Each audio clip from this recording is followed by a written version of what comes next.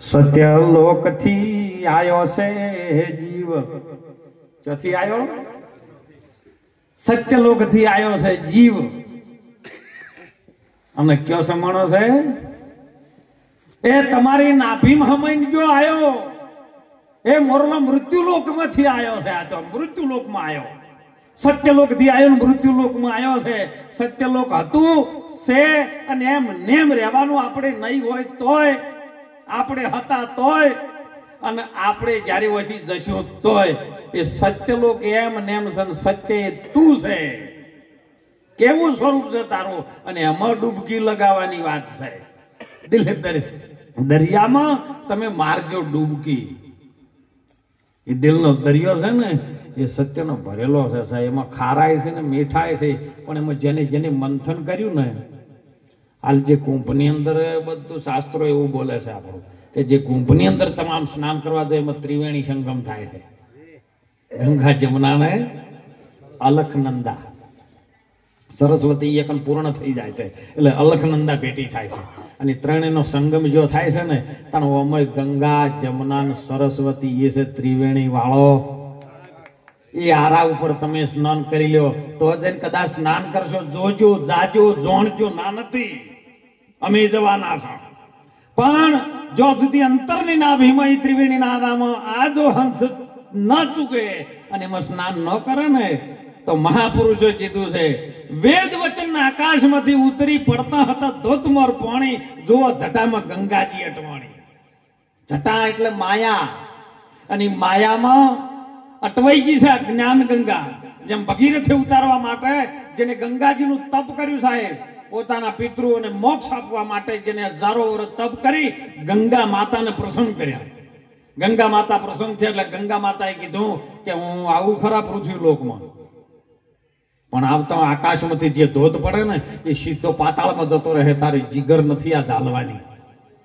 કારણ આમાંથી ધોધ પડે છે એવો સીધો પાતાળમાં જાય છે, અને પાતાળમાં જાય એટલે કચરા વાટે જતો રહે સાહેબ. ગંગાનો જે ધોધ પડે છે ને એ જ્ઞાન ગંગા છે, એ અમૃત બિંદુ છે. અને અમૃતની ધાર જેવી સિદ્ધિ થાય છે ને એવી સીધી નરકની ખોણમાં જતી રહે નીચે પાતાળમાં. પાતાળમાં કોણ બેઠું છે? બધા કહે છે કે ધરતી શેષનાગ ઉપર છે, કે છે તો અમે શેષનાગ છે હે, અને એની નેત જતું કાઢવું કાઠું છે. અને એ જ્ઞાન ગંગા. અને જ્યારે ભગીરથી તપ કર્યું ગંગાએ કીધું કે આવી રીતની વાત છે, કોઈ આમાં જોગી હોય, કોઈ ઝીલવા વાળો હોય તો કદાચ તૈયાર કર તો હું આવું ને કે આવું. પછી એને પાછું ભોળાનાથ શંકરનું ધ્યાન કર્યું, શંકરને પ્રસન્ન કર્યા. સંગ કર, તમે સંગ કર, સંતનો સંગ કર્યો. અને સંગ કર્યો ને એટલે શંકર જોગી જેદી પ્રસન્ન થયો અને કીધું કે હવે આકાશમાંથી તું તારા ગંગાને આપવા દે. એ શંકર જોગીડે જને જટામાં રાશ્યું અને મતી એની ખૂબ મૂંઝણી. વિનંતી હો ભળી એ ભગીરથ કેરીને પાડ્યું 3 બૂંદ પાણી. જટામાં ગંગાજી અટવાણી. જટા પાથરી દીધી થાય અને ધોધ પડ્યો એવો જટામાં લાવી દીધી. બધાની જટામ છે. પછી એવું ના સમજતા કામ બોડો જટાવો. એ મહાપુરુષો કે હમણાં સુંદર વાત નથી, વાણીમાં વાત આવી હતી છે કે જુઓ બંકનાળની બજાર સુરતા નિશાને નિશાન હોય આવે સીધું તમે હોય જુઓ ને એટલે નિશાન તમે તાકી શકો. આજ્ઞા ચક્રમાં નિશાન આવે, એ નામનું નિશાન છે. પણ જે નાનું મસ્તક અને મોટા મસ્તકની વચ્ચે એક નાનું એવું છિદ્ર છે અને એની અંદર બંકનાળ છે સાહેબ. એ બંકનાળની અંદર એક ઝીણું કાણું છે અને એથી આ જ્ઞાન ગંગા વહે છે. તમારે લેબોરેટરી કરવી હોય તો કરજો સાહેબ. જો એ તૂટી જાય ને તો ડોક્ટરો ના પાડી કે ભાઈ અંધાયું નથી. અને એ જ્ઞાન ગંગામાં જો કદાચ આ જીવ આવેલો છે ને, આ 5 ભૂતોને ધારણ કરેલું છે, આ શરીર એને મરજીથી ધારણ થયું છે, પરમાત્મા એને ધારણ કરાયું છે. અને જો કદાચ આ વેળાએ આપણે એ વાતને નહીં જાણીએ ને તો જુગો જુગ જતા રહેશે. આ વાત હાથમાં આવે એવી નથી. અનાદિકાળથી સંતોની ભલે વાતો અટપટી હોય, ઓમથી ઓમ ગુમાઈ હોય, ઓમથી ઓમ ગુમાઈ હોય, પણ મૂળ સ્વરૂપ એક જ ઈશ્વર તરફ લઈ જવા માટે આ સંતો રાત દિવસ સાહેબ મહેનત કરી રહ્યા છે. અને મહેનતનું ફળ આપણે હાલનો સમય આપણને ખબર પડે છે આ સંતોની મહેનત આપણાથી ખાલી ન જાય એવું જીવનમાં કંઈક કરવા જેવું છે. એટલે તો સંતોએ વારંવાર મહાપુરુષોએ બે લીટી ભજનમાં કીધું સાહેબ કે કભી प्यासे को पानी हे पिलाया नहीं दो बाध जमरूद पीलाने से क्या फायदा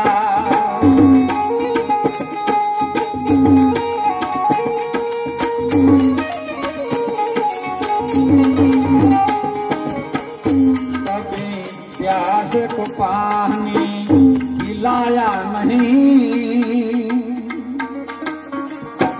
फिर अमृत पिलाने से क्या फायदा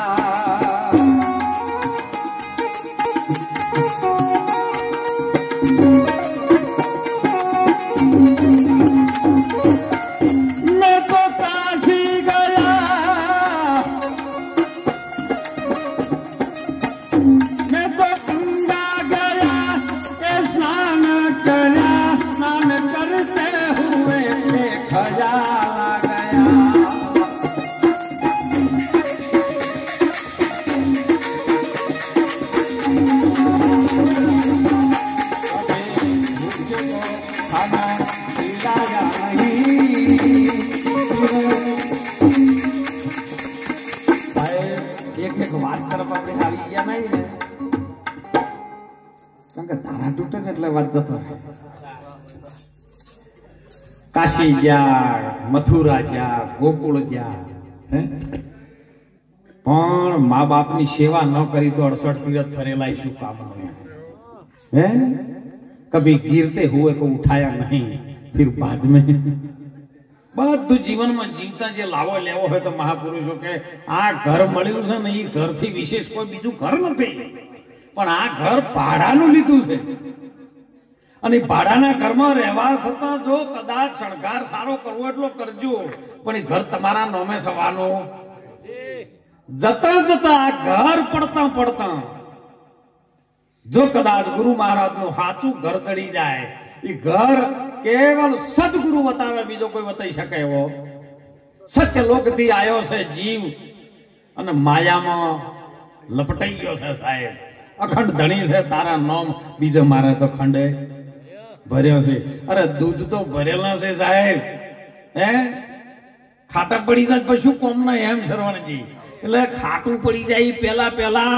કઈક જીવનમાં વલોણું કરીને આમાંથી મોખણ કાઢવું કાઢી લેજો સાહેબ જેને જેને કાઢ્યું ને એની અંદર ઘી તત્વ જડી ગયું સાહેબ સાચી વસ્તુ કે જડી ગઈ સાચી વસ્તુ કારણ કે નામ એવું ઈ આવતું નથી એટલે વસ્તુની ઓળખાણ આલી છે કોઈની અલખ નામ ઓળખાણ આલ્યું છે કોઈને નિજ નામ આલ્યું છે કોઈને સત્ય નામ આલ્યું છે અરે કોઈની અમરબાની ચૂંદડી એ કીધી છે સાહેબ હે અને મીરાબાઈ જેવું કીધું કે જૂનું તો થયું છે જેવળ જૂનું તો થયું છે મારો હંસલો એમને નાનો છે ને દેવળ જૂનું હે પડી ગયા છે મહિલી દોત ને ખાલી રેખાઓ રે છે મારો હંસલો તો નાનો દેવળ જૂનું થયું છે આ કાયાનું દેવળ છે ને હવે મને ખાટું લાગે છે કેમ કે આ ભાડાનું છે એટલે તમે આ તો હું કરવામાં આપણે કેટલું ગુમાઈ બેઠા છે હે સાચી વસ્તુની આપણે ઓળખાણ કરી નથી અને સાચી વસ્તુ જે દાડો ઓળખાઈ જાય એ દાડો આનંદ તમારી અંદરથી જ ઉત્પન્ન થાય બીજો ચોય દુકાનમાં વેચાતો મળતો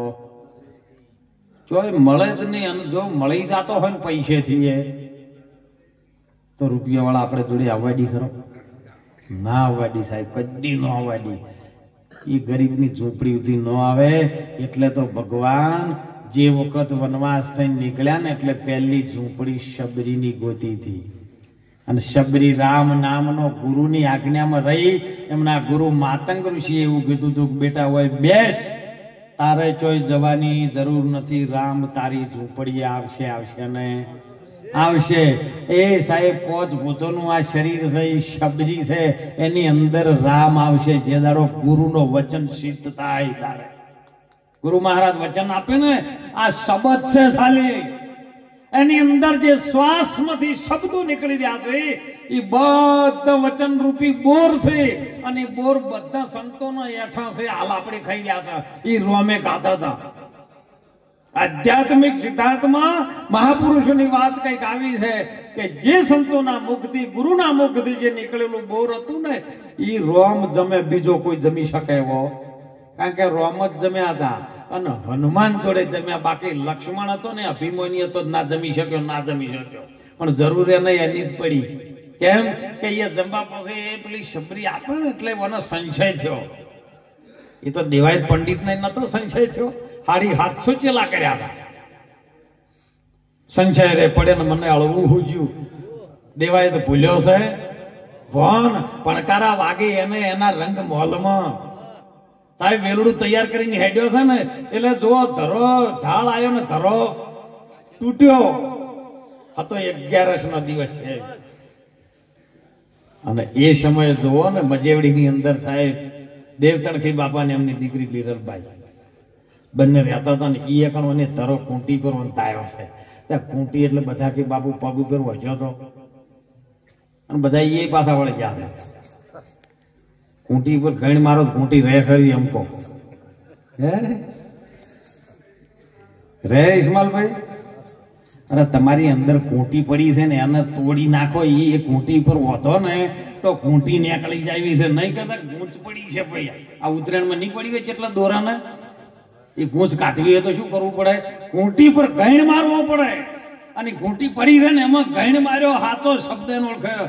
દેવાએ તે કર્યા હતા 750 ચેલા, પણ અંત વેળા એકે પાહે રહ્યા કેવલ 4 જ રહ્યા. અને એમ મહાપુરુષો આપણને એ વાત તરફ લઈ જાય છે કે સાહેબ અભિમાન કોઈનું ચાલ્યું નહીં ચાલવાનું. એટલે સંતો તો વારંવાર ટકોર કરીને આપણને એક સાચી દિશા તરફ લઈ જાય કે તમે જીવન શુદ્ધ બનાવજો. પોતપોતાનું આ દેહનું શરીર મળ્યું છે. સમય જતા જતા આ શરીર કોઈનું રહ્યું નથી, રહેવાનું નથી, પણ જતા જતા કઈક જીવનનું કલ્યાણ કરી દો. તમે ભાવે ભજી લો, જીવન થોડું રહ્યું છે. તમે આત્માનું કરી લો કલ્યાણ. જીવન બાળપણના જવાનીમાં અડધું જ હવે બાકી છે એમ જ ધ્યાન. પછી ઘડપણમાં ગોવિંદ ભજાશે નહીં ને લોક વૈભવ અને મુખથી રોમ ભજાશે નહીં. તમે આજથી બની દો મસ્તાન. જીવન થોડું રહ્યું છે. જતા જતા જતા જતા આપણે નજીક જઈ રહ્યા છે. જેમ આવે ને એમ શેડે જતા રહેશે. અમે તો હમણાં 3 દિવસ પહેલા વેડંચામાં સુંદર સ્વાગત કર્યું. એટલે મને હું આવે તારે બધા કે છે કીધું બાપુનું આજ વરઘોડું જીમતે જીમ મોહણી એમ થાય છે કે બાપુ ભજન મોહણી એમ કરવાના છે. કીધું ગોમ વાળાનો એક પહેલો ઇતિહાસ બન્યો કે જીવનમાં ગાડા પર બેહારી એટલું ડીજે વાતે ગાતે આખું ગોમ ભેળું થઈને શમશાનમાં રાજી થઈને આવ્યું. ને કે રાજી થઈને કોઈ જાય ખરું? હે કઈક જીવનમાં સારું કરવાનું છે બસ, બીજું કઈ નહીં. હળી મળીને રહેજો સાહેબ. ખૂબ સંતોના શબ્દો ઉતારજો જીવનમાં. સંતો તમને 2 શબ્દ ભલે કડવા હશે પણ જ્યારે તાવ આવે ને એટલે દવા તો કડવી જ લેવી પડે. રોગ થાય ને તો કડવું જ કાપે, બીજું કોઈ કાપી શકે ને. કે મીઠું મીઠું જો બોલ બોલ કરશો ને તો એ નક્કી ડાયાબિટીસનો રોગ ઊભો થાય ને તમને સારું ખાવા જ નહીં દે. પછી એના કરતી કડવા શબ્દ લઈ લેજો. જીવનમાં આપણું જીવન સુધારવું હોય હળી મળીને રહેજો. શિક્ષણ તરફ ખૂબ ધ્યાન રાખજો. સંસ્કાર તરફ ખૂબ ધ્યાન રાખજો. મારી માતાઓ બહેનો દીકરીઓને ખૂબ વિનંતી કરું છું.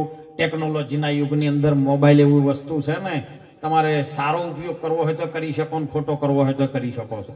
પણ એ મોબાઈલના ઉપયોગ દ્વારા નવજુવાન દીકરાઓને પણ ખાસ વિનંતી કરું છું કે એવા મોબાઈલમાંથી એવી વસ્તુ અંદરથી પ્રગટ ન કરીને આપણા મગજમાં ઉતારા જેથી કરીને આપણા પરિવારમાં વેરવિખેર થાય અને સંપ હોય ત્યાં કુસમ થઈ જાય. અંધશ્રદ્ધાથી દૂર રહેજો. દેવી દેવતાઓમાં ખૂબ ભરોસો રાખજો. ખૂબ ભક્તિ કરજો, ખૂબ ભજન કરજો, ખૂબ સેવા કરજો. પરમાત્માનો ઓળખ હોય છે બીજી કોઈ વસ્તુ નથી. સેવા અને સમરણ સિવાય બીજી કોઈ વસ્તુ છે નહીં. એટલે સંતોની વાતને ખૂબ હૃદયમાં લેજો તો જ આપણું જીવન સુધરશે નહીં. સુધરશે એટલે આજના સમયમાં લાલજીભાઈ એમનો પરિવાર મળી ખૂબ સુંદર એમના દાદા દાદીની નિર્વાણ તિથિ નિમિત્તે ભજન અને સંતોના સત્સંગનો આપણે લાભ અપાવ્યો. એ પરિવારને ગુરુ મહારાજ ખૂબ સુખી રાખે, જીવનના સારા પ્રગતિના નિશાન તરફ લઈ જાય.